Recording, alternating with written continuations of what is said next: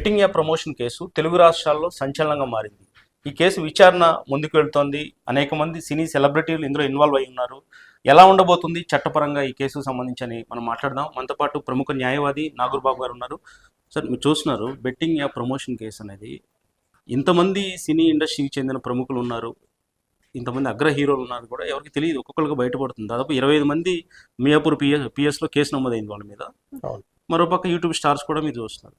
చట్టం ఏం చెప్తుంది బెట్టింగ్ యాప్ కేసులో, ఈ ప్రమోషన్ కేసులో నిజంగా వీళ్ళు బయటపడతారా? ఎలా ఉంటాయి సెక్షన్, ఎలా ఉంటాయి? అంటే ఈ తెలంగాణ గేమింగ్ అమెండ్మెంట్ యాక్ట్ ప్రకారం 2017లో మనకుంది. స్టేట్ ఆఫ్ తెలంగాణ బెట్టింగ్ని, ఆన్లైన్ బెట్టింగ్ని, గ్యామ్లింగ్ని ప్రొహిబిట్ చేసింది. సో స్టేట్ క్లియర్ పాలసీ ఉంది, బెట్టింగ్ గ్యామ్లింగ్ ప్రొహిబిటెడ్ అని. ఆ సమయంలో వీళ్ళు జస్ట్ ప్రమోట్ మాత్రమే చేశారు. ప్రమోట్ చేశారు కాబట్టి ఇప్పుడు section 3A and 4 of Telangana gaming amendment act ప్రకారం వీళ్ళ మీద ఛార్జెస్ నమోదైనాయి.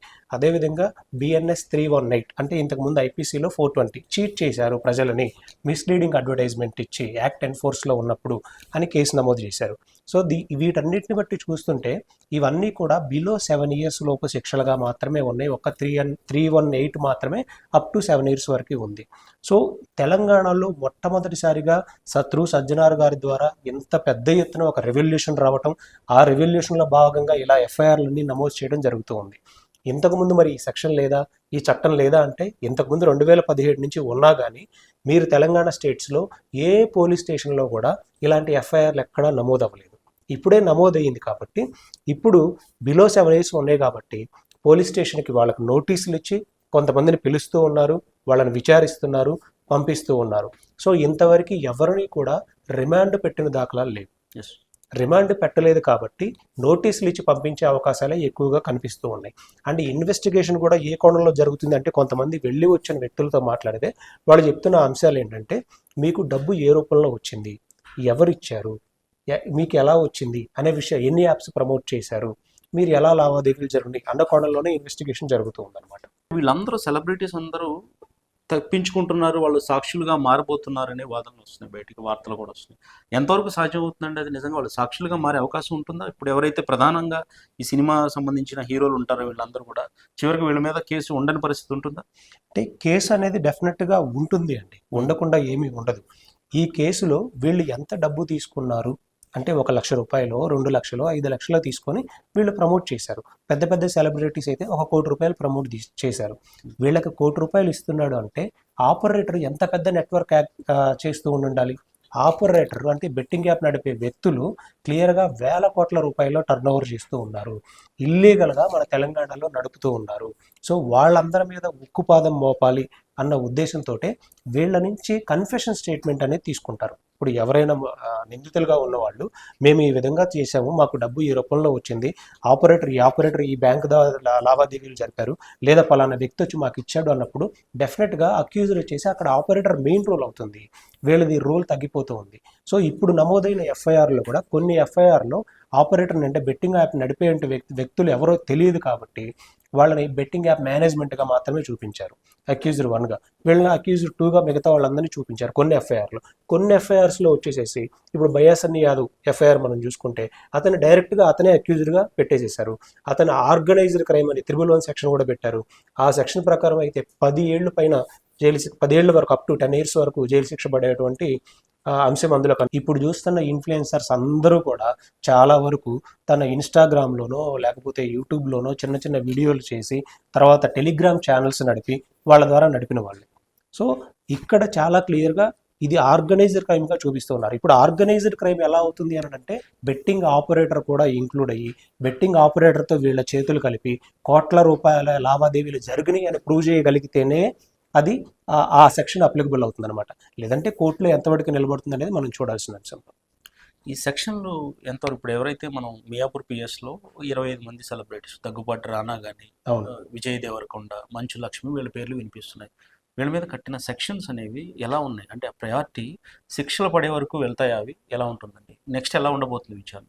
అంటే దగ్గుపాటి రాణా కానీ లేకపోతే విజయ్ దేవరకొండ కానీ ప్రమోట్ చేసినటువంటి యాప్స్ రమ్మీ ఇలాంటికి సంబంధించినవి. ఇది సుప్రీంకోర్టు ఏం చెప్తుందంటే గేమ్ ఆఫ్ స్కిల్ కింద వీటిని కన్సిడర్ చేసింది. ఈవెన్ దవ్ కూడా వాళ్ళు జస్ట్ లీగల్ వాళ్ళ టీమ్స్ నుంచి లీగల్గా అన్ని తీసుకొని మాత్రమే వాళ్ళు అడ్వర్టైజ్ చేశారు, కానీ వాళ్ళు పర్సనల్గా స్టోరీస్లోకి వెళ్ళి వాళ్ళ ఇన్స్టాగ్రామ్ స్టోరీస్లో ఈ గేమ్ ఆడండి అని, లేకపోతే జనరల్గా ఇన్స్టాగ్రామర్స్ వీళ్ళు ఎలా అయితే చేస్తున్నారో ఒక టెలిగ్రామ్ గ్రూప్స్ క్రియేట్ చేసి వాళ్ళకి ఆర్గనైజ్డ్ క్రైమ్ ఏమి చేయలేదు, వాళ్ళు అడ్వర్టైజ్మెంట్ మాత్రమే చేశారు. సో దాన్ని ఎంతవాటికి పరివి తీసుకుంటారు? ఇప్పుడు పెట్టిన సెక్షన్స్ చీటింగ్ కానీ 318 కానీ తెలంగాణ గేమింగ్ అమెండ్మెంట్ యాక్ట్ కానీ ఇవన్నీ అప్లికబుల్ అవుతాయా లేదా అనేది మనం ఫర్దర్గా ముందుకెళ్ళిన తర్వాత తెలుస్తూ ఉంటాయి. ఇవి శిక్ష పడుతుందా అని అంటే జనరల్గా Telangana gaming amendment act section 3(4)A ప్రకారం ఏంటంటే ఫస్ట్ ఎఫెన్స్ అయితే అంటే మొదటిసారి చేసిన ఎఫ్ఐఆర్ నమోదైతే మినిమం 3,000 నుంచి 5,000 వరకు మాత్రం ఫైన్ వేయాలి అని చెప్తూ ఉంది. లేదు కంటిన్యూస్గా చేస్తూ ఉన్నారు వీళ్ళు, కంటిన్యూస్గా రిపీటెడ్ ఎఫ్ఐఆర్స్ ఉన్నాయి అన్నప్పుడు కాగ్నిజబుల్ అఫెన్స్గా దాన్ని తీసుకునే అంశం ఉంది. దాంతోపాటు 318 చీట్ చేశారన్న సెక్షన్స్ కూడా పెట్టారు. అంటే ఇంతమంది మీద పెట్టినప్పుడు కేసు ఏంటంటే గ్రావిటీ తగ్గిపోతుంది. అంటే ఇండివిజువల్ ఎఫ్ఐఆర్స్ కాదు, వీటిని ఏంటి ఒక వ్యక్తే వచ్చేసేసి అందరి మీద కంబైన్ చేసి పెట్టేసేసాడు. సో అంత గ్రావిటీ ఉండదు దీనిలో. నేను ఒక ప్రముఖ హీరో అభిమాని, ఆయన చెప్పాడు కాబట్టి నేను బెట్టింగ్ ఆడాను, ఆ యాప్ ఏదైతే లింకు ఓపెన్ చేసి నేను బెట్టింగ్ ఆడానని చెప్పాడు. మరి దానికి వీళ్ళకి బాధ్యత ఉండదా? అక్కడ వీళ్ళు బాధ్యులు చేయలేమా మనం? డెఫినెట్గా తెలంగాణ గేమింగ్ అమెండ్మెంట్ యాక్ట్ అనేది ఎంటైర్ తెలంగాణ కోసం చేసినది, ఒక్క పర్సన్స్ కోసమో లేకపోతే ప్రైవేట్ సంస్థల కోసమో చేసింది కాదు. ఆ చట్టం ప్రకారం అందరూ ప్రైవేట్ సంస్థలైనా సరే, ప్రైవేట్ సంస్థల యాజమాన్యమైనా సరే, పబ్లిక్ లిమిటెడ్ కంపెనీస్ అయినా సరే, ఎవరైనా సరే ఆ చట్ట పరిధిలోకే వస్తారు డెఫినెట్గా. ఇప్పుడు ఆ షో నడిపిన వ్యక్తులతో నడిపిన అగ్రిమెంట్స్ ఎలా జరిగినాయి అనేది ఖచ్చితంగా చూడాలి. ఆ బెట్టింగ్ యాప్ తోటి ఎవరు అగ్రిమెంట్ చేసుకున్నారు అంటే ఆ టీవీ షోకు సంబంధించిన వాళ్ళు చేసుకున్నారా, డైరెక్ట్గా బాలకృష్ణ గారు చేసుకున్నారా, దాని ద్వారా ఎర్నింగ్ ఎవరు తీసుకున్నారు అనే అంశం చూడాలి. ఇప్పుడు అక్కడ ఒక నైతిక విలువలు అనేది ఈయన పాటించలేదు బాలకృష్ణ గారు. అంటే ఇది ఒక బెట్టింగ్ యాప్, ఈ యాక్ట్ ఎన్ఫోర్స్లో ఉంది, మనం చేయకూడదు అన్న పరివ్యూలో అనేది ఉంటుంది. కానీ ఆ ఫినాన్షియల్ ట్రాన్సాక్షన్ అనేది బాలకృష్ణ గారికి బెట్టింగ్ కంపెనీకి జరిగితే డెఫినెట్గా ఆయన కూడా లైబిలిటీ అవుతాడు. అంటే వీళ్ళందరూ సెలబ్రిటీస్ అందరూ కామన్ ఒక పాయింట్ అర్థం అవుతుంది ఏంటంటే వీళ్ళకి ఎంతో వస్తుంది బెట్టింగ్ యాప్ నిర్వాహకుల నుంచి అనేది మాత్రం చూసుకున్నారు, కానీ దాని ప్రభావం ఎవరు చూడనట్టుగా కనిపిస్తుంది. అవును, ఇప్పటి వరకు మీరు చెప్పినట్టుగా 2017 నుంచి ఇప్పటి వరకు కొన్ని వేల మంది ఆత్మహత్యలు చేసుకున్నారు. దీని రూట్ కాజ్లోకి వెళ్ళాలి అని అంటే ఇప్పుడు ఎవరైనా ఒక వ్యక్తి ఒక 10 లక్షలు ఎవరికో అప్పు ఇవ్వాలి, ఆ అప్పు ఇవ్వని వ్యక్తి ఇంటికి వచ్చి హెరాస్ చేస్తూ ఉన్నాడు అనుకోండి, మనం హెరాస్ చేస్తున్నప్పుడు సూసైడ్ చేసుకుంటే పోలీసులు ఎలా నమోదు చేస్తారు? దాన్ని హెరాస్ చేసిన వ్యక్తిని అక్యూజర్గా చేస్తారు. కానీ ఈ బెట్టింగ్ సూసైడ్స్లో ఎక్కడా కూడా మీరు ఎంటైర్ తెలంగాణలో నమోదులైనటువంటి ఆత్మహత్యల ఎఫ్ఐఆర్లు తీసుకోండి, ఏ ఎఫ్ఐఆర్లో కూడా అసలు ఈ యాప్ ఆపరేటర్ని అక్యూజర్గా చేర్చారా లేదా, డబ్బు ఇక్కడ బ్యాన్ చేస్తే ఇది ఎలా ఆపరేట్ అయ్యింది, నెక్స్ట్ ఎవరి అకౌంట్లోకి 20 లక్షలు లేదా 30 లక్షలు నష్టపోయిన బాధిత డబ్బులు వెళ్ళి ఆ అకౌంట్లు ఫ్రీజ్ చేశారా, వాళ్ళ డబ్బు రికవరీ చేయగలిగారా, వాళ్ళని అరెస్ట్ చేశారా, ఇంతవాటికి ఒక్క ఎఫ్ఐఆర్ కూడా ఇలా లేదు. నిజంగా వీళ్ళందరికీ న్యాయం చేయాలి అన్న ఉద్దేశం ప్రభుత్వానికి ఉంటే డెఫినెట్గా ఆ ఎఫ్ఐఆర్లు అన్నీ తీయాలి, కేసులన్నీ రీఇన్వెస్టిగేట్ చేయాలి, ఆ బెట్టింగ్ ఆపరేటర్స్ని, ఆ బెట్టింగ్ యాప్ని ప్రమోట్ చేసిన వాళ్ళని దానిలో అక్యూజర్గా చేర్చాలి, ఆ అకౌంట్స్ అన్ని ఫ్రీజ్ చేసి అమౌంట్ రికవరీ చేసి కనీసం వాళ్ళ ఫ్యామిలీ కన్నా ఇవ్వగలిగితే బెట్టింగ్ యాప్ ద్వారా నష్టపోయిన వాళ్ళకి న్యాయం చేసినట్టు ఉంటుందన్నమాట. బెట్టింగ్ ప్రమోషన్లో 2 విషయాలు కనిపిస్తున్నాయి నాకు. ఒకటి యూట్యూబ్ స్టార్స్, 2 సినీ అగ్ర హీరోలు కానీ వీళ్ళంత వ్యవహారం.